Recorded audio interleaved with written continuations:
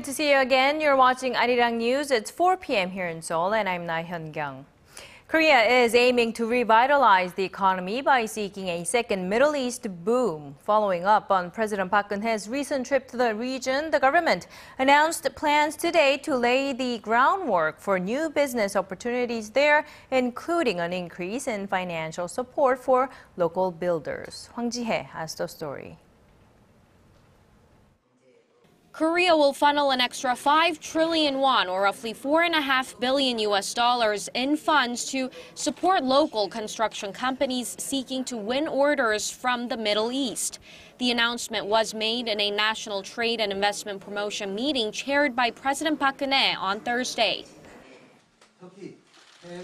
We will work to ensure the President's Middle East trip early this month produces tangible results, like improving the profitability of local builders by increasing financial support for them and helping them find new markets within the Middle East.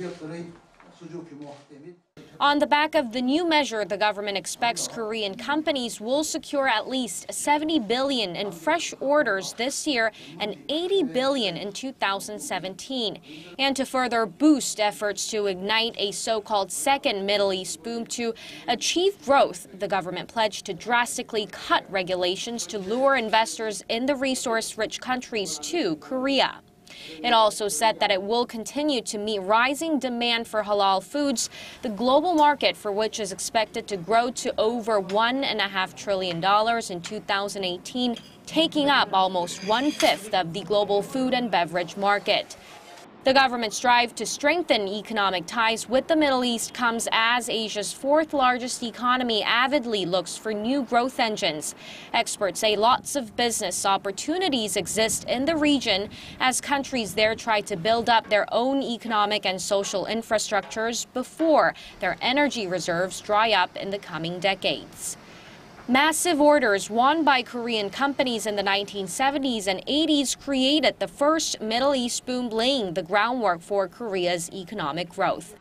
Pundits add that it's now important for the government to push the plans forward in a consistent manner and come up with detailed measures to ensure they produce results. Hwang Ji-hye, ARIRANG News.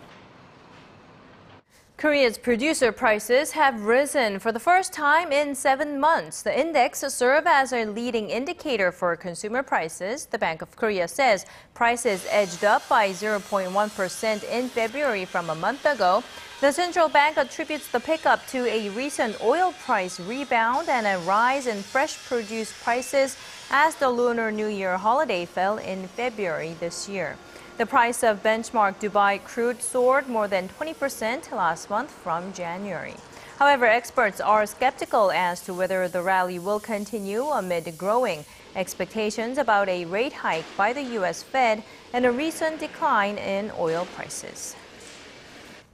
Samsung Electronics' presence in the local stock market has jumped to one of its highest levels this year amid rising expectations for its new Galaxy S6 smartphone.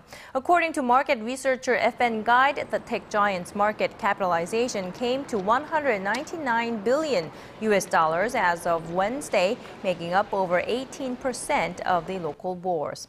Its share price also topped a psychologically significant level of 1.5 million won, or about $1,300.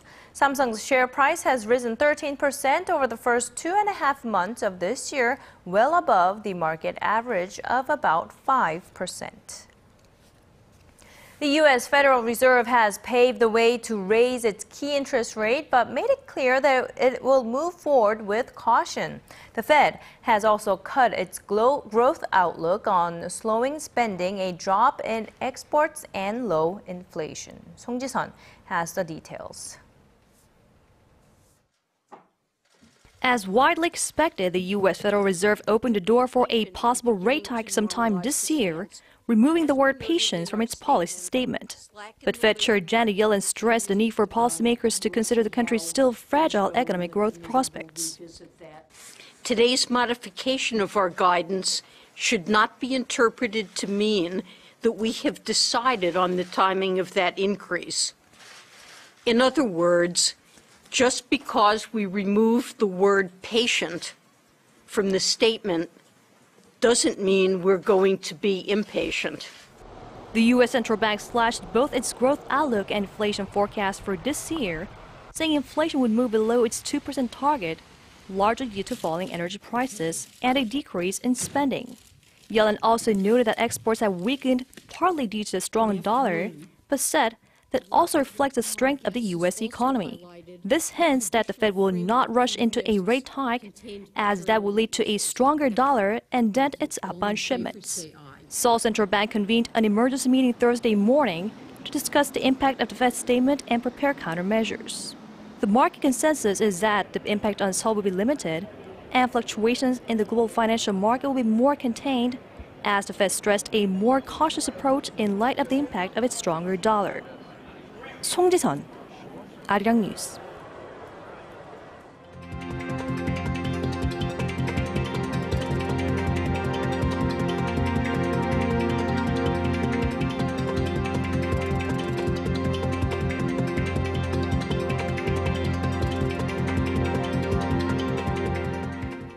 The price of products at IKEA's Korea branch are the second highest after Sweden among 21 OECD member nations recently surveyed. The Consumers Union of Korea says of the 49 pieces of furniture included in the survey, roughly 90% of the products were more expensive than the average, and just over 71% were listed in the top 5.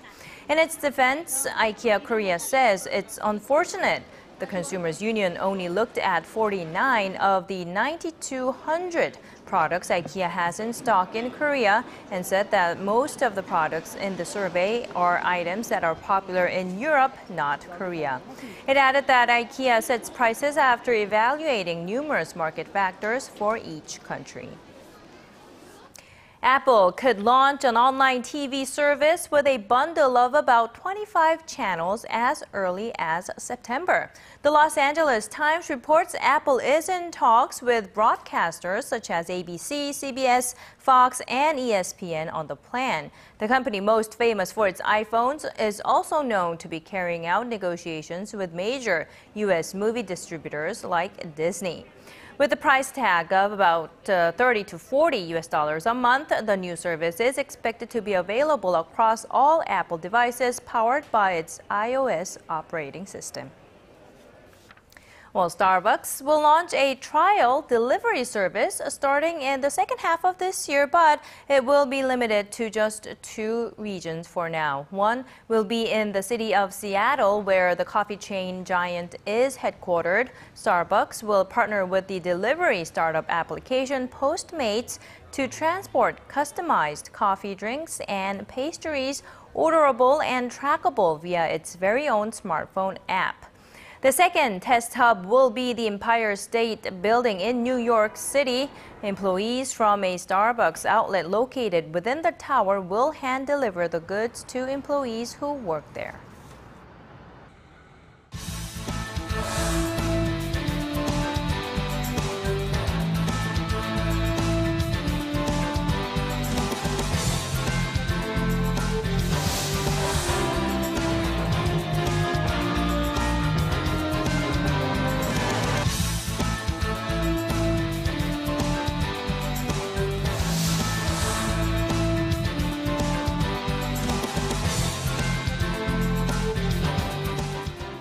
Japanese Prime Minister Shinzo Abe will most likely visit the U.S. in April, but perhaps the biggest question about that trip is whether he will be granted permission to address the U.S. Congress. Ahead of that decision, there's mounting pressure on Abe to include an apology for Japan's wartime atrocities if he is given that opportunity. Connie Kim has the story. The pressure on Japanese Prime Minister Shinzo Abe to address the country's wartime atrocities in a prospective address to Congress will continue to mount, despite reports that lawmakers in Washington generally favor the idea. But House Speaker John Boehner, who has the sole authority on whether or not to invite Abe, has yet to make a decision on the matter. If Abe is allowed to give the address, some U.S. lawmakers are likely to demand that he devote a portion of his speech to apologizing for Japan's wartime atrocities. At the forefront of this movement is Representative Mike Honda, whose 2007 House resolution called on Japan to apologize for its wartime system of sex slavery. Honda said the opportunity to address Congress would be a high privilege for Abe and called on him to use the podium to acknowledge that Japan systematically kidnapped women and girls during war and apologize for its actions. He may refer to the Kono statement, but let's be real clear. Kono's statement was done by Deputy Secretary of the Cabinet. He is not the leader of the country. The Kono statement, issued by then-Chief Cabinet Secretary Yohei Kono in 1993, contained an apology for Japan's sexual enslavement of women before and during the 1930s to mid-1940s. But with concerns Abe will use the speech to promote Japan as a peace-loving nation post-Second World War, many Korean-American organizations are campaigning against giving Abe such a high-profile stage. In 2006, former committee chairman Henry Hyde put a halt on then-Japanese Prime Minister Junichiro Koizumi's drive to address the Congress amid strong protests by civic groups. Connie Kim, ARIRANG News. A group of South Korean businessmen crossed the border on Wednesday to discuss Pyongyang's unilateral wage hike for North Korean workers at the inter-Korean Kaesong factory zone. Seoul remains firm that government-level talks should come first before any decision is made. Hwang Ji-hye reports. Although North Korea rejected a petition from the South Korean companies, the South Korean businessmen say Wednesday's talks in Kaesong were quite productive. We delivered vivid stories from the company's perspective, at least 10 times more than what was written on a one-page petition. The rare day trip comes after North Korea demanded a unilateral wage hike of around 5% and a revision of regulations last month. South Korea says the issue must be settled through inter-Korean dialogue. The government thinks it's appropriate for North Korea to come to talks as soon as possible to resolve issues regarding the management and improvement of the Kaesong complex through government-level talks. With North Korea refusing the offer, 14 South Korean businessmen met with Park Geun-hye, the North Korean official who oversees the management of the business park, to urge Pyongyang to engage in talks. We asked North Korea to consider the fact that many companies have nightmares about the suspension in 2013, and that it should engage in government-level talks swiftly. The businessmen described Wednesday's talks as amicable, adding they will hold similar meetings in the future.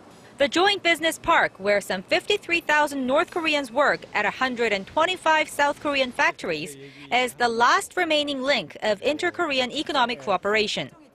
The South Korean government, companies, and experts all say that another shutdown of the business park will not be in North Korea's interest. However, many are keeping an eye on a planned anti-Pyongyang leaflet launch next week and whether it will influence business operations at the Kaesong Industrial Complex.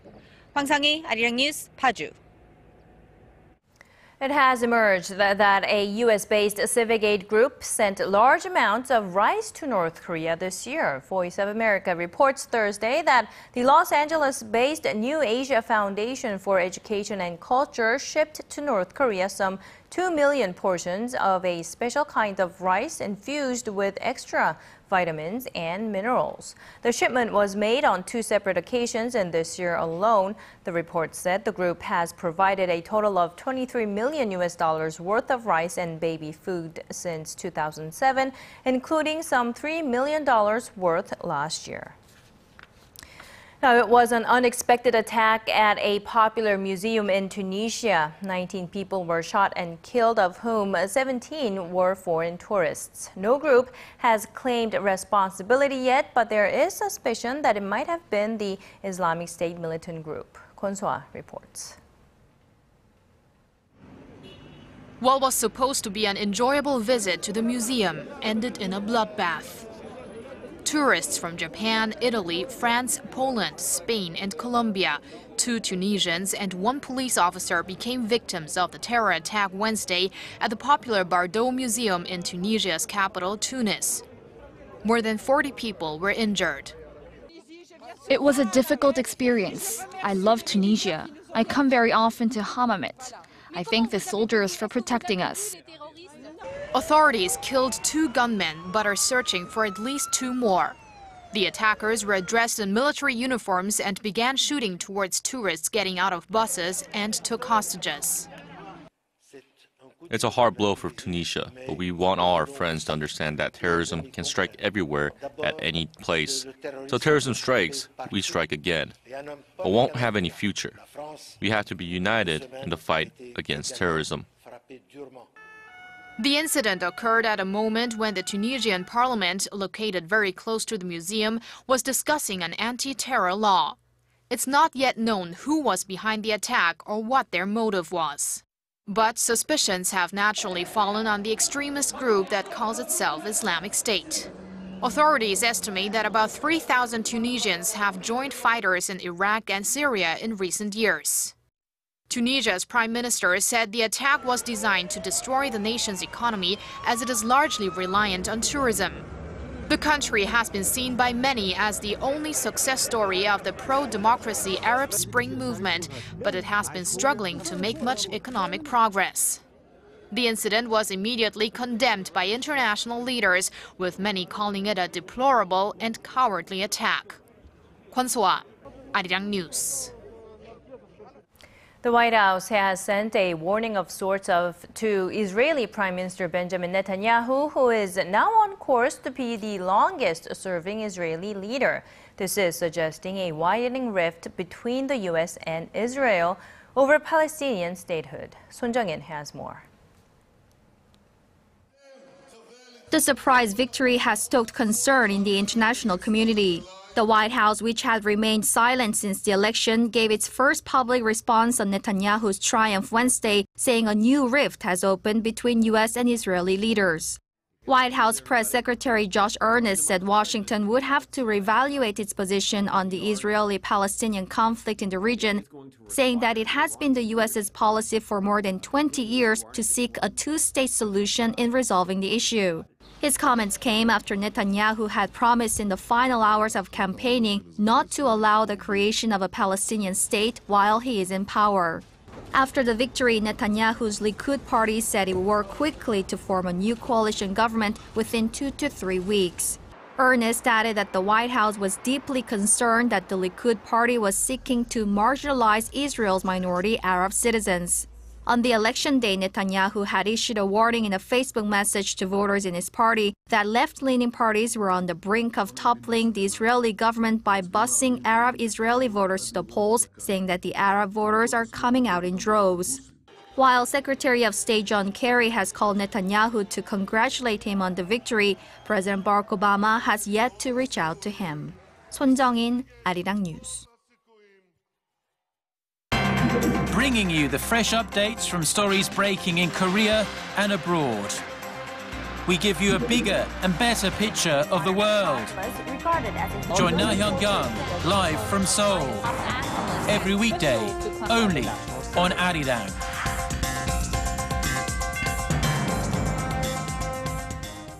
South and North Koreans use the same language, but decades of division and internal cultural changes have made it increasingly difficult for them to understand each other's dialects. It's a hurdle many North Korean defectors have to overcome, but this smartphone app that we're about to show you might be able to help. Ji Myung-gil tells us more.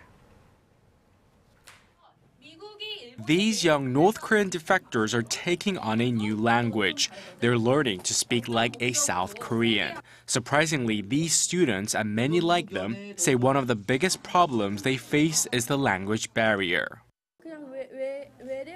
It was like people were talking to me in a foreign language, so I was too embarrassed to ask my friends what the words meant. I felt alienated. According to a 2012 study by the National Institute of the Korean Language, North Korean defectors understand only half of the language used in South Korea. To help them overcome these communication issues, Tay Worldwide teamed up with local nonprofits to develop a smartphone app called Univoca. It's a South Korean-North Korean translator and dictionary. We realized late in the game that young North Korean defectors would have problems reading school textbooks and solving questions due to differences in culture and dialect. This app will give North Korean students the courage and motivation to learn, as it also offers some privacy while they study. Teachers hope the app will help bridge communication between South and North Korean students and make resettlement a little easier for defectors in the South. Kim Young-gin, ARIRANG News. With most people living in high-rise apartment buildings in Korea, interfloor noise causes many disputes between neighbors. But there's a new technology that may help reduce the annoyance. Our Kim Min-ji tells us what that technology is. A noisy upstairs neighbor can cause a lot of stress, especially at night. The footsteps or other sounds that can be heard between floors are transmitted via low-frequency vibrations. Materials aimed at reducing the noise have been developed, and some apartment buildings have even tried filling the space between floors, but neither method has been very effective. Now researchers in Korea have developed a new technology that could take care of the problem. They have devised a new acoustic absorption structure with springs that reduces between-floor noise by absorbing low-frequency vibrations. The theory here is that the device controls the vibrations and acts as a spring. The device can reduce the transmission of noise between floors by up to 30%, and the installation cost is also 20% less than existing soundproofing methods. The researchers hope the device can be used not only to soundproof floors, but also in a wider range of fields. The technology can be adapted to manufacture landing gear for planes or wind-powered electrical generators, basically anything that needs to counter big or fast vibrations. The findings have been published in the March edition of the journal Transactions on Mechatronics. Kim Min-ji, ARIRANG News. No matter who you are and where you're born, it's always important to know and understand your own identity, and artists are no exception. Our Im Yoon-hee takes a look at one artist who has done just that and more through his art, and he's recently opened a large solo exhibition at the Seonggok Art Museum. Take a look. For most in this world, white is white and black is black. There may be different point of views, but the universal standards, the silent restraints linger quietly in the background, on the floor, all around us. But for some in this world, those standards are just mere suggestions. Artist Laah Hyun-kyung is one of those individuals. Born and raised in China, but of Korean descent, Choi encountered a very successful career, first in China and then in Korea. He's a painter, but he's also a sculptor and an installation artist. His works embodying elements of both Asian and Western influence, but most strikingly, almost like a self-portrait, they reveal glimpses into his identity as an artist. When I was young, I was in Paektusan Mountain in North Korea, and everything I saw was white as snow. It was so pure. I wanted to return to that moment, so I started making these artworks, and interestingly, they started revealing my background. Through my art, I found my Korean identity. Choi's heart beats to a different rhythm. He refuses the ideas written out by other figures in this world, figures who capture the attention of millions of others. Instead, for this artist, it's important to maintain a pure and steady heart so that he can remove previous notions and customize his own world.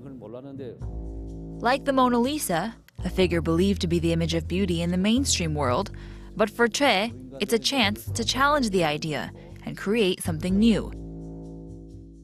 And while numbers were once believed to be non-negotiable, for Choi, they're yet another opportunity to find his own identity as an artist and as an individual. I drew this character for 10 years, but there came a point when the letters started resembling sperm. I realized that instead of thinking and planning, I create and look back later. That's my process, and it also became my philosophy, to follow my primal instinct. Now it's something I apply to other things as well, to preserve that original purity. I made this with silicone, And then silicone became an object of interest, along with other aspects of my art, allowing me to find my creativity and go against the grain of tradition. Distinct scribbles, stark color contrast, and a bit of the abstract. Choi has succeeded in creating his own identity. He's left his mark on this world, inspiring others to want to do the same, but of course, in their own unique way.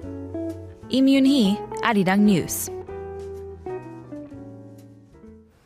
All right, that's a wrap at this hour. I'm Laah Hyun-kyung in Seoul. Thanks for watching. We'll be back with all of that and more at 6 p.m. Korea time.